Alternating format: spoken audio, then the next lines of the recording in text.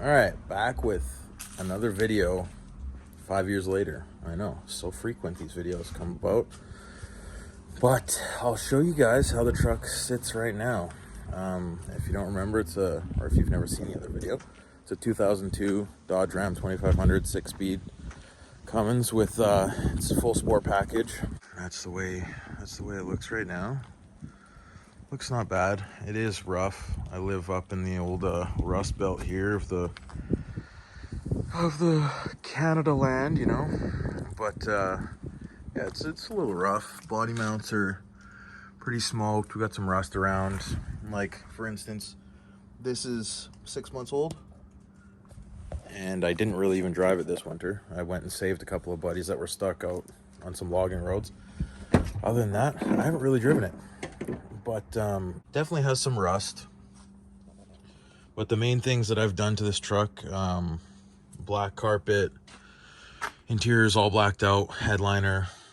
It's got obviously full leather, all the power options, heated mirrors, power mirrors, you name it, it's got it. Pretty clean interior, honestly. Compared to the exterior, it's really clean. I have the plastics for that, but I had the whole dash apart a little while ago. I fully rewired the dash. There was some ground issues going on, so I fully rewired that. Soldered everything up. But it has a combination of, for suspension, it has a combination of Carli and Thurn. It's got the Carli short arms, which I like, but at the same time, the angle's so aggressive, it doesn't let the suspension cycle as well as it should. But I have nothing but good things to say about the coils, the Thurn coils. I had the Carli coils before, but it was, I think, their first attempt at coils at the time, for the second gen, I should say. And I think they were, if forums are correct, which sometimes they are, sometimes they aren't, they were off of third gen gassers. So the progressive part of the coil would collapse under the diesel weight of the second gen, so it just turned into a regular coil, which they were softer than your standard second gen coil, but not nearly as soft as the true progressive Thurn coils. And I didn't get the extra soft coils from Thurn, but I'm super happy with just the standard soft ones. Super happy. Ride's awesome. If I could get the long arms, I think that would be one thing that I would really like to do. And then as far as the shocks go, I used to have Fox 2.5s all the way around. Got them rebuilt last year. I've got them rebuilt a few times, but I got them professionally rebuilt by Jeff on the McMillan racing team. They do trophy truck racing. He's one of the mechanics on that team.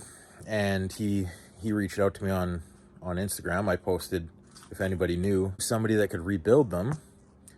And he popped into the DMs and said, "Hey man, I'd love to do it." So he did it. They came back awesome. But I think the problem is the driver side or passenger side rear shock had a nick in the shaft, and we didn't catch it. I guess he didn't catch it and I didn't catch it. I had checked the shafts before, but I just didn't catch it.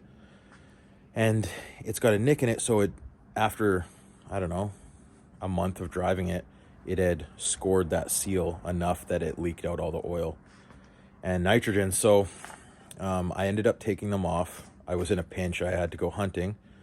So I just quickly ordered some Bilsteins and ended up ordering the wrong length ones.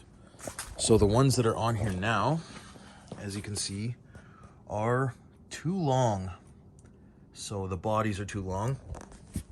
So I've bottomed these ones out 1,000 times at this point, so they're cooked too. So eventually I will order a new shaft and rebuild the other Fox shocks properly, but for right now I don't drive it enough. I have a work truck that I drive every day, so this is more of just a hobby truck and gets me to and from hunting and camping, and that's all I can really ask for it at this point. But the future plans, let's get into that. The future plans. Oh, and power wise, there's not much done. I have injectors, I have a Smarty, and intake. I have an upgraded turbo, but it's the stock size. The stock it's the stock size is still 57, but the actual wheel's a little bit bigger and the exhaust housing's bigger. So it breathes a little bit better, but now that I have, I ended up, it's a 5-inch, it used to be a 5-inch straight pipe, and now it is a 5-inch through an MBRP muffler, and I think it's MBRP as well that does the twister resonator. So it gets rid of the drone and all that sort of stuff. But that's pretty much as far as the power mods go. The 6-speed is doing good. The reverse synchro's on its way out, so I'm gonna have to get that serviced at some point.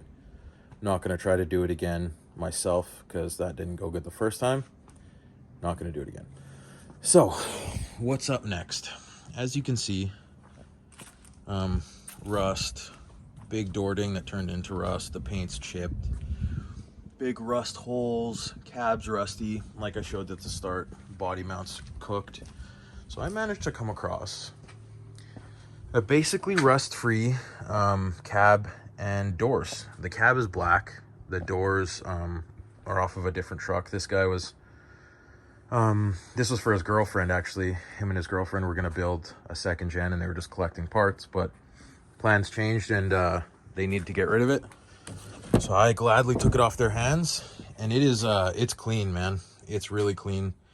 It sucks because I just had finished fully dynamatting the entire cab of this truck, top to bottom, doors in and out. So I not only did your panel here, but I also wrapped the inside and the door skin. So it was pretty much soundproof. The only part I didn't get behind was the heater box. Other than that, I got up the back, behind the back seat, the roof, the whole nine. So the only sound I really could hear was through the windshield because I didn't do underneath the hood, which I'm gonna do eventually once I do the cab swap.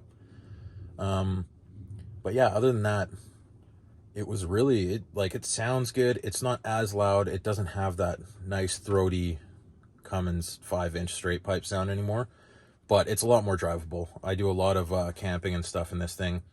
In those long hills, the drone was just, it was not good. And now I have a 2-month-old baby, so the drone's not going to be fun for him either. So had to put some the muffler and the resonator in there. But honestly, it still sounds good.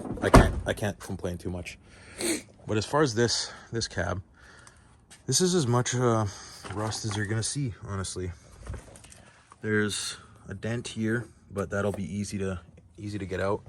No Bondo, ran a magnet around this entire thing, and it is it's clean for Bondo and stuff.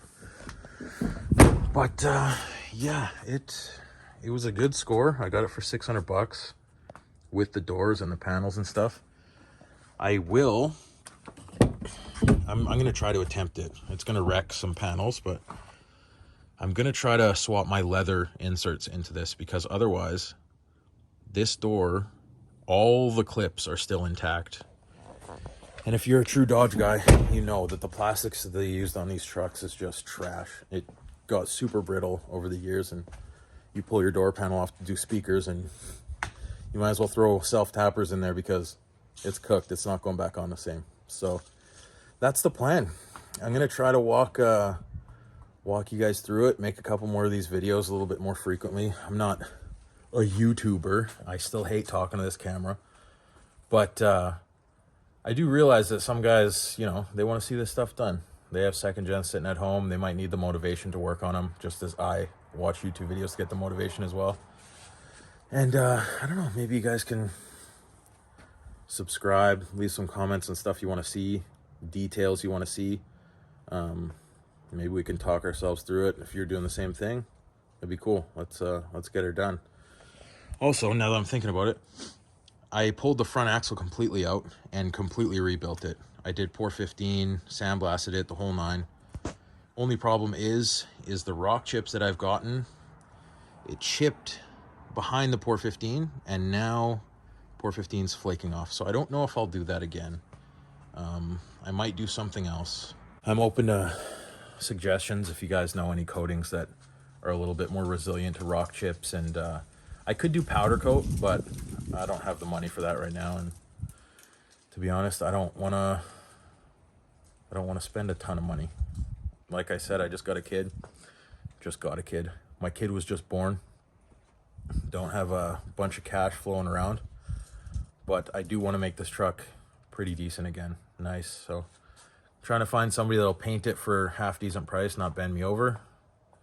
So if anybody around Vancouver, Canada knows anybody that will help a guy out, or at least teach me, I don't know. I'm always hoping to learn stuff too. I'm great with a spray can, but when that's as far as my experience goes with painting. So yeah. Anyways, we'll see how this video is received on you guys' end, and if you guys like it, I'll keep putting some videos out. It won't be frequent, and I'm gonna try to get to the cab, but before I even think about cab swapping, that one's gonna be like, that new cab is gonna be completely dynamated off the truck. It's gonna be painted and all that stuff. It's gonna need a new windshield. This one's a little worse for wear, but yeah.